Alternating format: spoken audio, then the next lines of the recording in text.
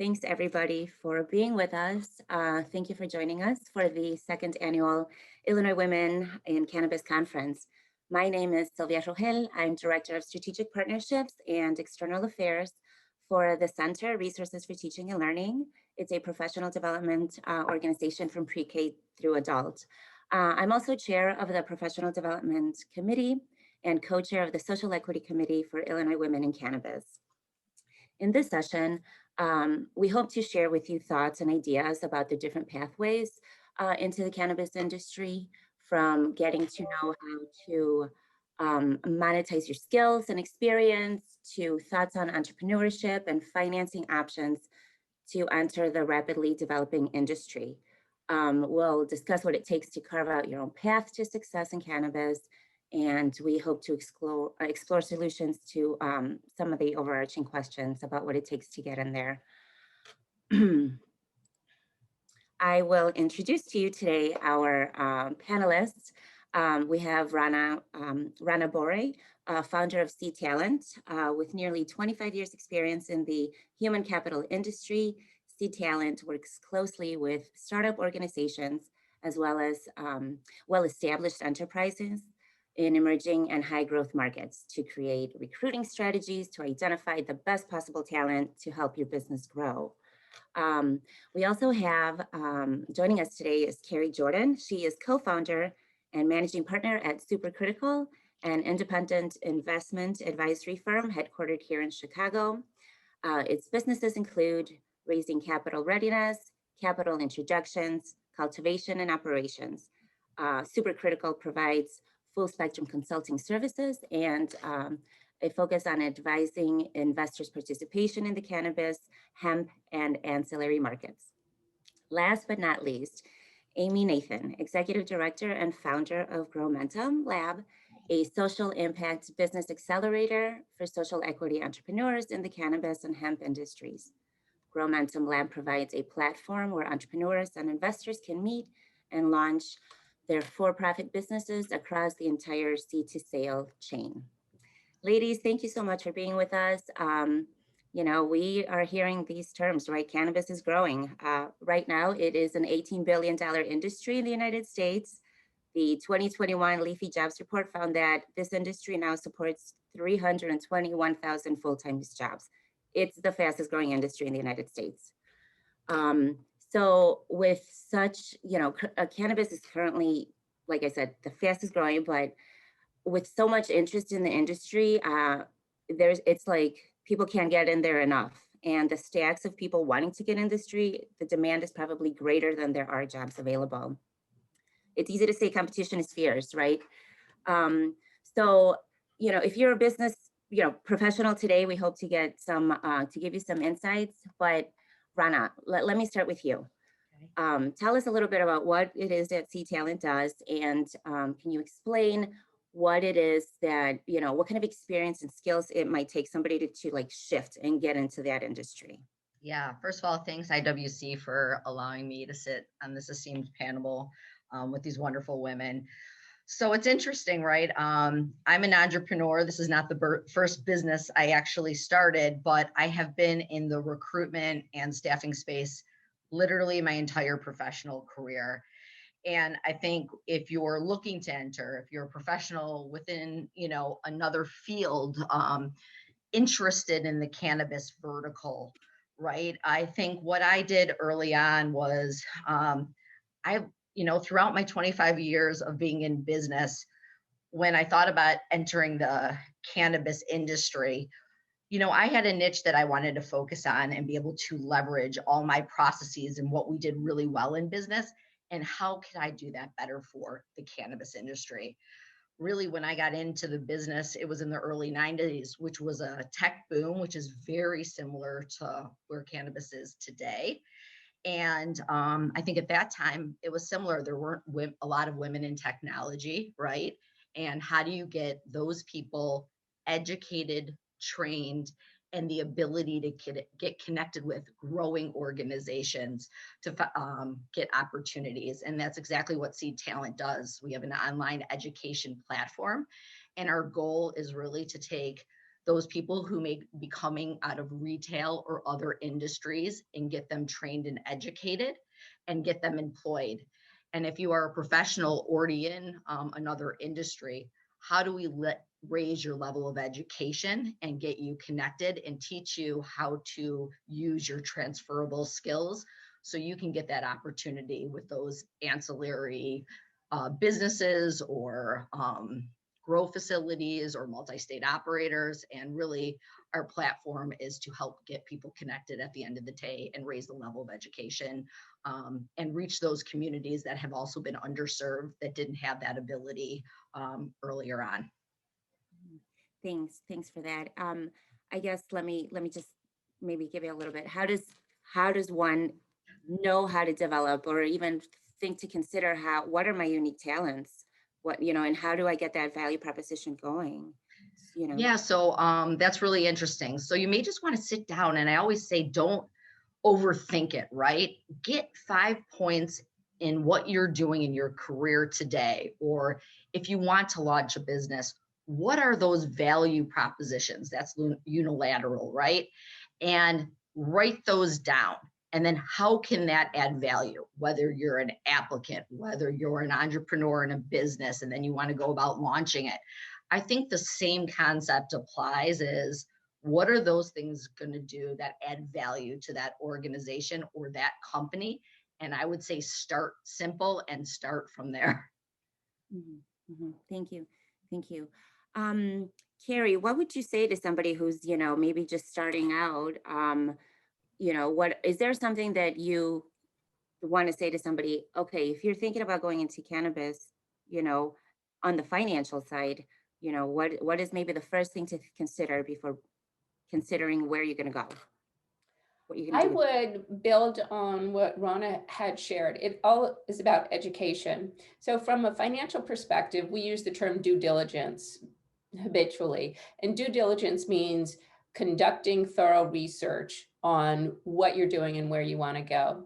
So for an entrepreneur who's looking to secure financing for his or her business, the first thing you need to do is understand where you are in the spectrum of investing. And perhaps that means you're going to have to take some loans initially from a family member or friends. And then you can move up along that investment curve, going from seed financing to angel investing and so on. In order to secure any financing, though, you're going to need to organize all of your documents around your business. And by that, I mean everything from your business plan, your strategy, your investor presentation, all of your financial documents, anything that secures a lease or any other obligations. And we suggest at Supercritical putting all of that in an easy to access format. There are a lot of digital data rooms available, or you can simply put all of your information on Dropbox and share that with potential investors as the opportunity presents itself. But the overarching theme of this is laser focused preparedness. Because if you want to ask someone to invest in your business, you need to be in a position to answer pretty much any type of question that potential investor may ask with regard to where you are in the market, what it's going to cost to acquire clients or customers, how you're going to be able to scale and leverage what you have, what your growth opportunities are, and then eventually leading to what's the exit opportunity for that investment. Thanks. You make really excellent points. And maybe Amy, you can piggyback on that laser focus. Talk about it a little bit about what it is that you do at Gromentum, and maybe how you help people get that laser focus. Yeah, sure. And actually, I wanted to say, Kerry, as you were speaking, it reminded me of a really great metaphor. Like a lot of the things that you're talking about in due diligence are maybe hard for people to access if they've never been experienced those documents specifically, and they could be like, whoa, what is that? And I know that you're here to help people with that. But I think that just to really make it conceptually easier to sort of bite on and then chew is think about selling your house. You wouldn't bring people through your house when it's a mess. You wouldn't bring people through your house unless you maybe staged it a little bit, maybe painted, put a coat of paint on, and made sure the dogs were downstairs or something like that, right? You get things ready for people to come in and look. And I think that's really what Kerry was talking about. But anyway, yeah, so at Gromentum Lab, we work with new businesses and launching businesses that intend to launch in the cannabis and in the hemp space. And we do everything with them from and it really just depends because they are different. They're all different. They're all working in different areas. They might be ancillary companies. They might be hemp companies, which have different needs than cannabis plant touching companies. But what we will do is help you figure out how you really explain what your business is, how you can understand what your business is from the perspective of where it fits in the entire value chain in the industry. And then all of the things you need from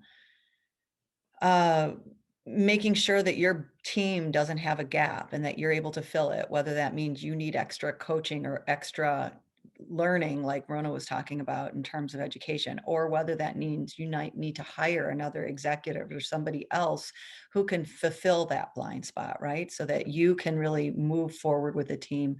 But everything from putting your financial plan together to actually going out and looking for financing, how to scale your business. We are partners with a lot of different incubators and other organizations throughout the country and also the state who can really help together us get those different companies to the place that they need to be. So whatever the topic is, if it's about cold packing or if it's about scaling or if it's about building your financial plan, whatever that is, but we offer a 16-week immersive intensive class. And also then at the end of that, access to funders and different financial institutions that are really interested in specifically social impact investing. And so that's sort of the niche. It's not necessarily for everybody, but that's the niche that we play in. Mhm. Thank you. You made a really good point earlier about maybe not everybody having that, the education or even the life experience to, to understand the financial vocabulary, business vocabulary, right? Especially when you're talking about the social equity applicants or communities, people who come from communities who have been hit hard by the war on drugs, disadvantaged communities. If what kind of education, you all talked about education, and getting to a place where you could really understand, what it is that this industry can offer. Can you expand a little bit, like what it takes maybe to get a competitive advantage when you're job prospecting, Rana? What is it that that I really need to consider if I'm want to get that competitive advantage? We know that competition is rough out there. How can I stand out? Sure. Well, I think there's many things that you can do. And number one, I think is like get involved, right? And when I mean get involved is get involved with organizations like IWC that are talking about current topics. I say also do a lot of reading and education on your own. There's a number of publications, Chicago-based Grown In, Gadgepreneur, MJ Biz. And then there's organizations that offer formal training. Seed Talent is one of those organizations that we have an online platform, and literally you can access anywhere in the world and take classes that are relevant to you, whether that's compliance, whether that's running a retail store, whether that's basics on cannabis. So by the time you go in and you get that opportunity to talk to someone at an organization, or even if you're launching your own organization, you're going to be very well equipped on your own messaging as an individual or what your value proposition is. And I know when I spoke a couple of minutes ago about basic points, I think a lot of people get tripped up, and I made it really basic on purpose because, like, where do you begin and how do you get going versus being, stuck because there's so much stuff coming at you. And so, at least for me, when I got my businesses launched, I kept with a few basic things. I think what Kerry and both Amy said are very relevant. You need to get organized. but you can kind of get yourself stuck if you like too much, right? So take off a little bit, move forward, and align with someone like Amy's organization or Kerry, and use these other women to help guide you through what that process is if you've never been through it. When I started my first business, didn't even know you could go out there and get a loan, right? I literally took money that I had saved as a child and started a business. But now there's so many options, and you just got to be careful. And like the lady said, be very organized and thoughtful, but don't overthink. Just get your ideas going and start talking and outreach. Thank you. Some very important points there to keep in mind. And about like continuing the conversation about like getting that funding if you're just, started. Kerry, some people may still find it interesting to know that you cannot get conventional loans. You can't go to the small business administration and ask for a loan in cannabis. And because it's still illegal at the federal level, what are the options for entrepreneurs? Can you elaborate a little bit about what financing options exist for businesses? Yes. Every day, the market opportunities for funding your organization, whether through debt and equity, continue to grow as both private and institutional public investors want to come into the space. I would say that for anyone that's considering this, the first order of business is to adopt a funding mindset and think like an investor thinks. So in my experience, in my own personal opinion, there are three things that separate entrepreneurs whose ideas and businesses get funded from those who don't. And the first of those three is information. So if you are thinking about starting a business or you have a business and you want to grow it, you need to get as much information as possible. So gather intelligence on all the different funding sources available, including crowdfunding platforms, student-run investment clubs, angel and VC funds that are local, and specific to underserved populations. There we see organizations that are interested in funding businesses founded by women, businesses founded by people of color. So make sure that in your information gathering phase, you make a point to connect with those particular funding sources. Additionally, the second mindset to adopt is access. So seek out introductions to people that invest or to people that know of people who invest in startups. And the primary way that investors source their deals is through referrals from other people. So it's really critical to start building your network.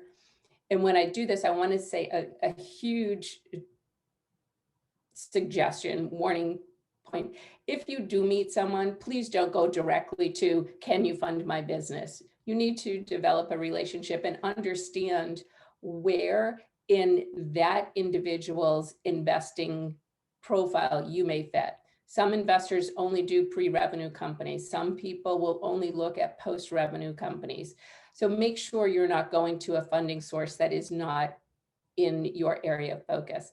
Some like plant touching businesses, some only want ancillary businesses. So you really need to know where they fit in terms of that investor spectrum. And then the third piece of advice that I have specifically for getting funding for an entrepreneurial venture is to have a lot of expertise. Think very strategically about your business. And if you have weaknesses, find people that can bolster them. So if you're a great branding and marketing person, but you don't have a lot of experience with finance or financial statements, get that help. And there are different ways that you can go about it.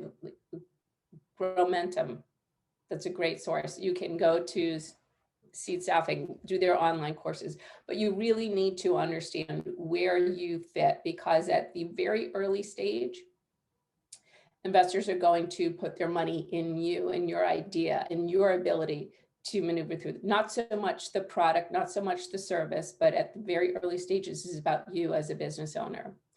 And the other part I would say is going back to not asking for an investment right away, ask for advice. So if you have a question or you're trying to work through a problem, perhaps you pose it very specifically. I'm trying to bring down my customer acquisition costs. Here are my thoughts. And maybe someone has had this exact problem and can help you work through it. You develop a relationship that way, and maybe seeking the advice leads to an investment. But very often asking for an investment will only get you the advice. Thank you. That's absolutely correct.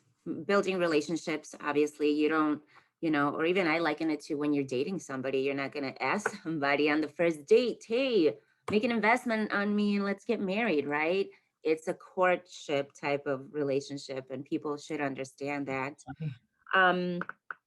But, Kerry, expand a little bit more. I think I want to, because you made a point about there's different types of investing for different types of sectors in this industry. If I don't want to be a plant touching, organization, but maybe I want to be a supportive, an ancillary, company, are there different funding avenues for that? There are. So generally speaking, you're going to have debt or equity. Debt simply means that you're borrowing money and you have to repay it. And there will be terms related to the timing of that repayment or the interest rates associated with that.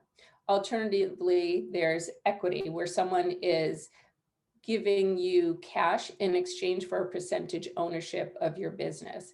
And those decisions need to be weighed. There are multiple factors that go into that, identifying your ideal capital structure. But at the very beginning, when we don't even have a capital structure, you need to understand very specifically what is your ability to repay if you want to enter into a loan or other type of debt financing.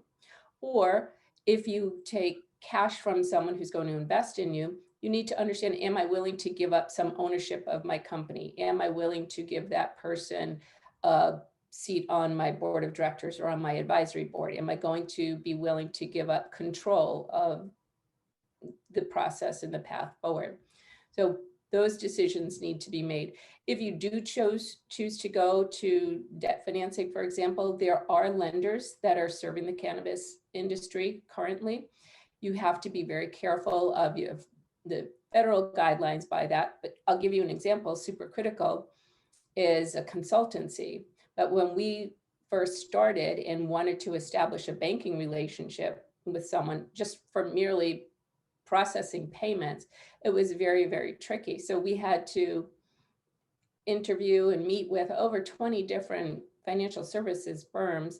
We eventually found one that wanted our business and we wanted to work with them, but it wasn't easy. So you need to take time to make sure you secure those relationships and identify if that particular institution is appropriate for you. Thank you. So definitely, try to get as much information from wherever you can. Amy, if I'm a social equity, applicant, and I'm totally not familiar with this, will you help me navigate what these uncharted waters, and you'll guide me right in the process if I want to, how do you do that? How does Gromentum do that for social? Well, first of all, the most important thing is that you understand what path is the path you want to go on. So Rona was talking at the beginning about what if you want to become a worker in the world of cannabis, and the cannabis companies are getting really big, and there are lots of different kinds of, a lot of smaller companies as well. And it's really important to figure out like how to leverage your own skill set. And maybe it actually is better leveraged in an ancillary area where you'd be working with cannabis companies all the time, but not actually working for a cannabis company.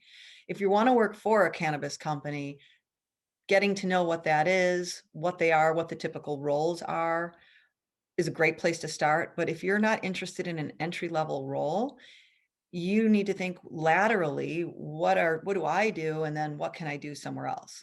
That whole path, I would tell you to go towards working with a recruiter, maybe like Rona, or getting educated about how to make a change in terms of your career.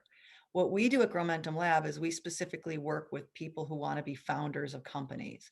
And so, yes, Silvia, I would answer you that I would be able to help you specifically figure out how to navigate the space if you wanted to be an owner of a company. But if you wanted to do a lateral transfer of your skill set into a different company, that wouldn't be really us. It'd be more working with recruiting and workforce development groups. But with us, we will definitely work with anybody who applies, who gets in. That means they've got a business concept. You have to have a business concept, and you have to have established your business. I would say the very first thing that any entrepreneur who is like, look at Jolene, right? Any business owner, number one, not just number one because it's because it's the first thing you have to do, but it's also number one because it's the most important thing to do. You really have to understand yourself and be honest with yourself. And that means, what do you really know how to do? What are you really capable of? What are your strengths? What are your weaknesses? And what are your blind spots? And a weakness and a blind spot aren't exactly the same thing, because a weakness is something you could choose to strengthen, or you could choose to fill, but a blind spot's not something you even really know you have, right? You just kind of know it's back there somewhere. And so the more capable you are of being honest with yourself and growing, the most important thing in leadership, even in large organizations, is the leaders are extremely self-aware. And if they're not, they don't stay for very long. That's what happens. And so that amount of awareness about what you're able to bring and how you're able to put together a team that's going to support you and move with you is really, really the cornerstone of what we do at Gromentum. Is we help you figure out if you have the right team, if you're in the right team, if you're not in the right team, what to do to get there. And then everything else that everyone else is talking about, I have like a top 9 list of all the things you have to do, but that number 1 is the most important without a doubt. I would just start. I couldn't emphasize it enough, really. Thank you. No. Continuing on what you do, how it is that you help, can you talk about maybe what's an idea or project that you saw and the pitch was excellent and you thought, oh my gosh, this is a wonderful, thing. What made somebody like that stand out to you? Well, first of all, it's a lot of different things. It's definitely how like what Kerry was talking about in terms of you believe in the person, and you believe that they really are passionate, that they really have it going on, that they can get it together, that you have the confidence, that they exude the confidence that gives you confidence that they'll get it done. And that they recognize that the things that they're not so great at, that they have the ability to galvanize other people around to do that as well.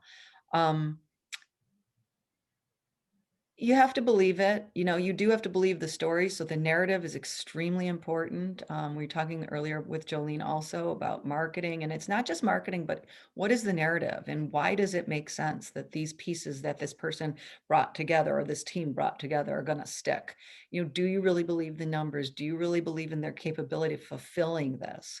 And then it is about raising money. And we talked earlier about how much harder it is for women. It is so much harder for women, because as much as all these things may make sense, they're still underfunded, really drastically underfunded.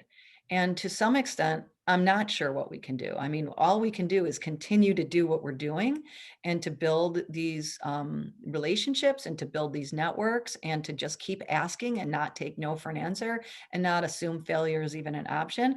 When you have a fallback option, it means you're thinking it might not happen. So in a way, get rid of the fallback plan, because that fallback plan is going to make you fall back in a way. Just keep going forward and it will work. You just have to really be honest with yourself and with others around you about what's missing. Yeah. What's interesting, actually, as I'm listening to both Kerry and Amy and your question, Silvia, is really the ecosystem we all bring to the table on this webinar, right? Because it does come full circle. People who don't know what to do, where to start, would start with Amy's organization, right, to help guide her if you want to be an entrepreneur, whether that's ancillary or plant touching, right? But then it's like, all right, then you have to have the money to be able to support what that is. And then it's the talent and the team and what those people look like that's going to move you forward. Because although you start with yourself a lot of times, or maybe a partner, right? What's the strategy to move forward, and what are the right types of people, resources that are going to join your team in probably a pretty short amount of time? So this panel was like, to me, it just, as I was listening to everything, you'll be able to get a piece from something here, regardless if you're transferring from as a professional into the industry, if you're wanting to start out, how to even get capital or how to set your business plan. We're like a one-stop shop, ladies. We should put an umbrella over ourselves. But it just like struck me as really interesting, and listening to everyone's comments, and then really the ability to go to 3 people to get the whole process done was pretty amazing and efficient. So just my observation. They came up with this panel, right? Right. Sure did. But, No, but Silvia, you really asked a really important question, which is you need really to understand all the different functions of business. And if you don't, you need to find the right people into your team to make that happen. You need to understand the industry really well, which is, go get that education. But this assumes that you know the different businesses functions. And if you don't, you have to, because then you can't convince someone like Kerry that you can really pull it off, right? When she's doing her due diligence on you or any of the funders that she knows. And then the third piece is this professional development piece, which is really, how do you pitch? How do you scale a team? How do you keep all the, you're the mother hen. How do you keep all the chicks happy?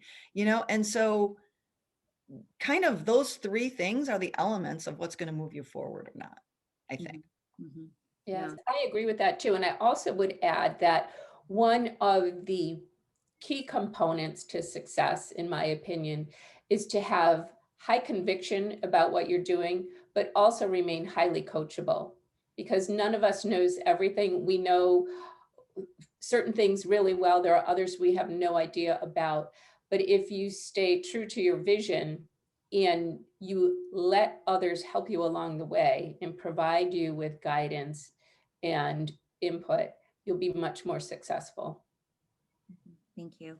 I have to say that I would be remiss if I didn't ask, obviously, what are the barriers? As a woman, as a Latina, I was very purposeful, planted myself in this space. I'm not making money, I'm totally here because I want to learn. But there are barriers to people like me entering this industry. In general, women experience, much more trouble getting funding. Can you all talk about what are the barriers still? What are the challenges still that this industry needs to grapple with? Rona, let's start with you. Yeah, I think if I look back when I entered into tech in the early 90s, there were not a lot of women who either supported tech or were in technology. And I think the one thing for me that kept me going, right, was I just was going to make it happen for myself. So it has to do, I think, a little bit with personal desire to achieve what you want to achieve. And I think preparedness, right, and to be educated and know who you're going into. So if you are going to leverage help and you go to Kerry and you want some of her expertise, or Amy, you need to do your research, not only about who they are, about why you're there and what your mission is, and come to the table with that discussion, asking for help from that person with very specific things. And so that person knows that their time, it's not just, willy-nilly. You've really come prepared. You're serious about whatever you're trying to pursue. Career opportunities, starting a business, understanding more about how do I get financial support, right? And I think the people who are best prepared win at the end of the day, period, regardless of whatever avenue you're taking. Mm-hmm. Mm-hmm. And I think also I was not willing to accept no. Like if someone, I was like Kerry said, I was always very coachable. I am not the smartest person in the room. I think that took well to a lot of people as I was moving throughout my career. But then I was just always like, who's the next person I can network with? What could I get involved in? How do I meet somebody? You're right. It is my time. I'm not making money. But look at, you met all these people and you're onboarding how many people into IWC weekly, members of varying backgrounds. Those people you can leverage later on in your career for something, but it does start with relationships, and relationships take time. I know that. Yeah. And that's absolutely correct. I'm meeting a whole lot of people. But when I'm thinking about entering, and especially when I think about like mid-level professional, C-level suite types of, positions, someone like you, Rona, you're in a very unique position to help companies get this right when they're searching for talent. What are some of the things that you're helping, let's say even small businesses who have no really idea about like how to get their company started? They're still making mistakes, but how to make the inclusion and diversity part of a core thing that an organization needs to do. Yeah, I would say over the past 2 weeks, everything from Fortune 1000 all the way down to startups, this is the hot topic, right? And how do you begin to look at a diverse set of people to join your organization or professionals so you get diversity of thought, which is super important. And so our organization, Seed, has been doing a number of things. Number one, we're partnering with universities. We're partnering with organizations like IWC, WeBank, Phalanx, the representatives of people who are serving the communities here in Chicago to get their community people visibility, right? And I think through that is allowing us to get a broader set of people that we can get access to. And then I think another thing that we have been heavily looking at is pipelining for organizations. And when I say pipelining, there's some new technology out there like Handshake that the universities are using. So I, throughout not only my Seed business, but I also run and operate another technology business. We are meeting those applicants out of school so I can pipeline them into future opportunities, because they'll start somewhere and in 3 years they may head up that department, and being able to track those people from diverse backgrounds and being able to bring those to startups, to communities, to organizations that are scaling, that are looking for diversity thought and candidates from different walks of life. Yeah. And scaling, Kerry, I don't want to scale a business, you need even still more funding, right? So it isn't just the money, the funding you need to start a business, but the scaling aspect too. And so Rona, Kerry, talk about the financial industry for women and people of color has really hit hard. These people with predatory lending practices, and what is the cannabis doing right now, I guess, to avoid, it's such an industry in its infancy. I feel like you can get a good grasp on those bad habits now. What's the cannabis industry doing so that people can avoid these types of like predatory lending practices? First, as someone that might be in a position to use those services, you have to really know what are market terms for any particular product, service, funding that you're going to try to obtain. But for me, I would say that the industry is trying to put standards of professional conduct and ethics in place. And the more we can do to foster that ethical decision-making process, the better off all of us will be. It's challenging in the sense that you have an industry that is growing based off of practices that were taken behind the scenes, that were not legal. And you're trying to put that into a framework where people are going to be able to do things openly and transparently. So the more we can do that, the better we are. I would say, especially for women and people of color that historically have been left out of funding opportunities, to really ask a lot of questions. And I would also say that one of the obstacles that I see habitually has to do with the thinking or the approach to it. So I would encourage everyone to get an understanding of what their self-limiting behaviors are and move past them. And that comes from, I do this often myself. I live in a world of the way things should be more often than I live in the world with how they are. I'm constantly bumping up against that. And so I remind myself to take a page out of Ruth Bader Ginsburg playbook, where it's, you need to work with the people that are in place right now making the decisions, and then help shape that dialogue to advance your purpose.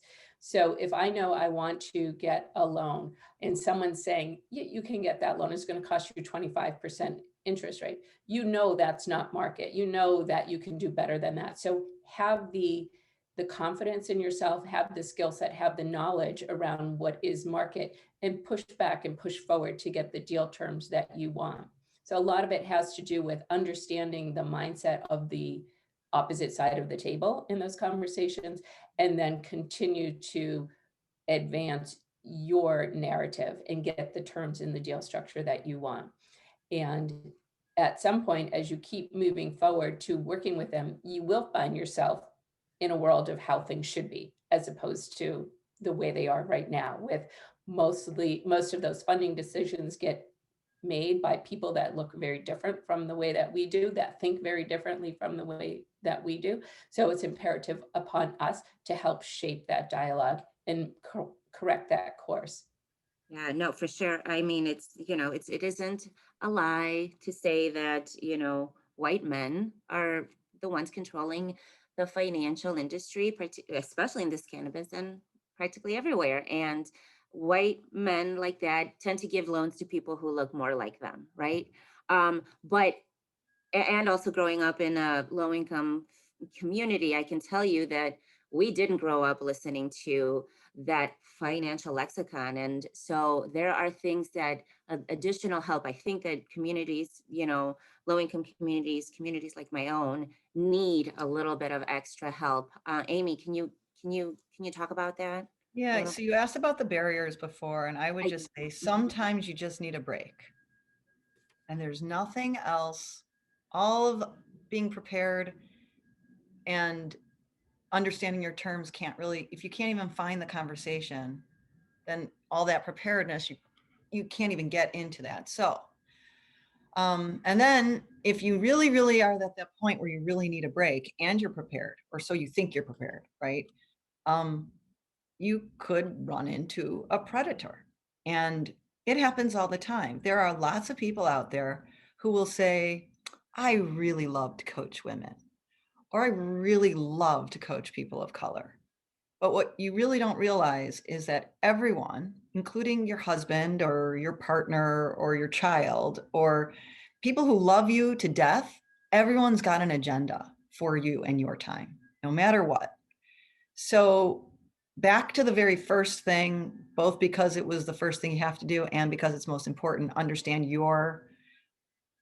what you're good at, what you're not good at, and surround yourself with people. And if you can't surround yourself, if you're from somewhere, Silvia, like you're talking about, like where you're from, and you just don't have enough access to somebody who's maybe a lawyer who could actually break down the terms and do what Kerry's talking about in terms of being coachable. Like somebody puts, if you win a license and you don't have that background, and the people you brought in don't have that background either, the capital comes at a very high cost if you don't know any better. And the cost of capital for you might be foregoing certain decisions that wouldn't be, once you got educated, the decisions you'd want to make. And so sometimes you don't know what you don't know. And it's hard to make that decision. So when you peel it all back, making sure that you're in it, the narrative that you bring to it is aligned with the people who are coming to you and with the organizations that you're going to. So if you know, there are organizations that really want to be bringing in people that are diverse, but do they have the infrastructure to actually manage people who are diverse? Do they really have the caring and the understanding of that is culturally relevant, that makes sense to the person who might be joining that organization? And understand whether or not you're like you're interviewing them just as much as they're interviewing you. And so if you have a skill set that's hard to get skill set, you're a hot commodity too. And don't just think it's the other organization. But if you're actually looking for capital, you're actually trying to raise money, and you don't have somebody who's a lawyer or who's an accountant who can actually coach you through what it is that this term sheet says, or what it is that this agreement, this operating agreement is actually signing you up for. There are penalties, but the penalties aren't that steep for you after a year of getting your social equity application approved. And if you're not really aware of what's the fine print in that document, you have to get people around you who can explain it to you, who are not interested in bamboozling whatever your situation is. And so having the right people around you, and if you don't have access to the right people, come and talk to us. I mean, really, especially if you're social equity and you just don't know a lawyer or you're not comfortable reading a contract. Everybody who wants to own a business has to get comfortable reading contracts. It takes a while. It's not the first thing you do. Day one, you're not going to be comfortable with it. But you have to learn that speak, and you have to understand it. Then you have to go to somebody who you can say did I read this right? Does this mean this? And you have to do that 100 times until you finally get an understanding and decide whether or not you want to live with that deal or a different deal. And it's a process. It's not just like one and done. Thank you. I love this conversation so much. You're all sharing so much, like a wealth of information. And I want to be mindful of our time really quickly. And maybe we could just do a round here. Where are you seeing the greatest growth? Rona, is there a place where, you're seeing people coming, oh God, we need compliance managers, Oh, you're on mute still. Crazy enough, we have 300 categories of jobs in the cannabis industry that we're staffing for. Wow. So it goes as far as supply chain transformation. If you're a cook, right? If you want to be into plant touching, yeah, it's pretty crazy. And I'm happy to post the limited amount of opportunities that are available, because I think when people actually see it on paper, they can't even believe how many different avenues there are in terms of getting involved professionally in the cannabis vertical. Kerry, how about you? At Supercritical, we're seeing more and more startups around ag tech and straight up technology, specifically AI, predictive analytics, and data sets like that. That's where most of them are going. We do work with a number of multi-state operators that are looking to move into additional states. And those, of course, because we're still federally illegal, need to be done on a state-by-state basis. But that's where we're seeing most of the growth. Amy? I would say that we are launching new businesses that are social equity businesses. And so I would say it totally varies. It varies between hemp and cannabis. I don't have one area, but I could tell you that I wish I saw more ancillary companies, because there needs to be 7 to 1 businesses that are actually ancillary companies for us to have a healthy ecosystem. And when it comes down to it, not everyone who applied for a license is going to get it. So to do some soul searching and to think about that ancillary business that you want to really have is the best thing you can do if you find out you don't get your license. Yep. Thank you. Thank you. Those are definitely great pointers. We do have some questions from the audience, which we got carried away with talking. But Adrian Johnson says, the cannabis community skews young. My value is in my ability to outreach. but like many others, it seems like I face age discrimination. How do we change this? How does this community change this? Anybody want to take that question? I'm happy Kerry, to. please. I think it's all how you present yourself, right? And I think people like myself who are more seasoned will say, I think there's some great value to that. You've been through things. And I think it's all on how you position it when you get the opportunity to talk to employers, to others in the field, and going back to, what you're really good at and what those key pointers are. And I think if you can almost craft your own brand message, I think that will help you significantly in overcoming, maybe that objection. Yeah, we have another question here, and it says, and this is to all the panelists, I guess, as well. I've been learning about the cannabis industry from newsletters, joining IWC, recruiting companies, LinkedIn, online training. I have the transferable skills in real estate, but it seems the responses have been low. Not shy of desperation, because sometimes I believe people can get like that, give up in the process. What's one thing that you can, what else can this person do besides not giving up?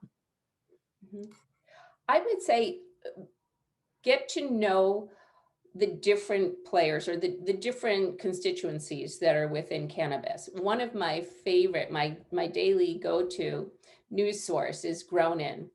And when you start to read the stories that Brad and his team write, you'll get to know better what companies are expanding or what companies have just moved into a new state or a new product or where the licenses have recently been awarded, and then approach it from a direct contact basis. So don't specifically wait to look at a job board and say, oh, there's a posting, I'll go put in my application. Be proactive and reach out directly. So if you see that a particular entity just opened a new dispensary, go right there. Or if you have picked up on there's a big increase in lighting companies expanding into cannabis to help grow that, and you have a particular area interest in engineering or something like that, go directly to the source, but you have to keep reading about it to see where the opportunities are and think a bit more creatively about where you can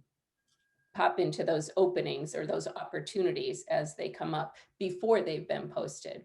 Yeah, and I would piggyback on that, saying that don't be limited by the job title that you've had before, because you have to, like Kerry said, be extremely creative about piecing things together and connecting the dots as you're seeing things that, for instance, at Rona they're writing about. What does it tell you in terms of what other things you could look at? And it might be a little bit of a circuitous process until you get to where you want to go. You might have to take on a couple other types of things that are related, but that would also help your skill set. So don't give up, but also don't be so locked in to one job description that you can't be beyond that. Definitely. Flexibility, right? You Yeah. have to be flexible for sure, for sure.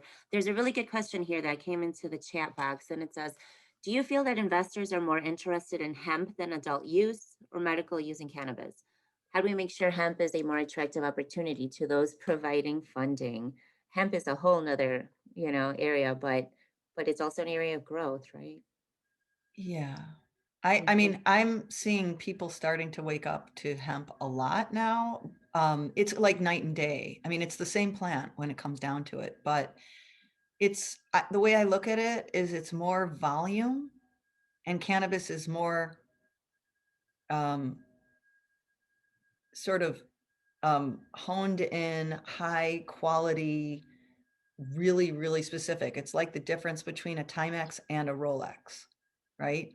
A Rolex is a very certain market that's able to afford it. And not that cannabis isn't, but, cannabis could be for everyone, but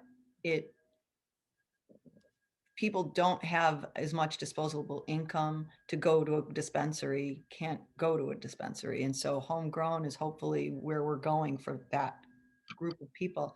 But everything could become hemp. Everything that's plastic that you see could become hemp one day. Yes, I would agree with that. And I would say for anyone interested in getting into hemp, think bigger for sure. I serve on the advisory board of a company called Truly Green Plastic. And what it does is it takes hemp fiber and waste product from the production of hemp and cannabis.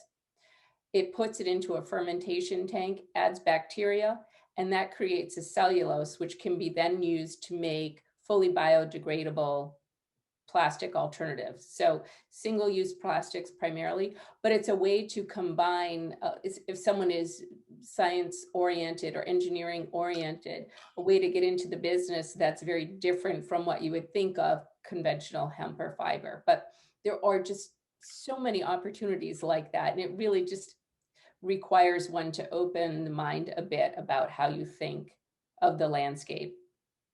Definitely. Great pointers there. I'm excited about hemp. I know nothing about it, still trying to learn it all, but we have, I wrote down so many questions to ask. We didn't get to a lot of them. We're really running very short on time anymore, but and even with the reintroduction of the SAFE Act, the Safe Banking Act, I'm hoping that we can open up the markets, really have a place, that this industry can continue to have entrepreneurship grow, and the hemp market, I know it can be very promising. But this is all the time we have for today. I want to thank all the panelists for being here. You shared a wealth of information. I want to take the time to thank, obviously, the Professional Development Committee, who this was a group effort, and I want to thank them for their thoughts as well in with my moderating this panel. But lastly, for the people watching us here, I hope that you took some ideas and thoughts about what it is that it takes to succeed, or what it is even to get into this industry. So thanks everybody for your time, and stay tuned for Illinois Cannabis Licensing with Irina Dashevsky coming up in 5 minutes. Have a great day. Thank you.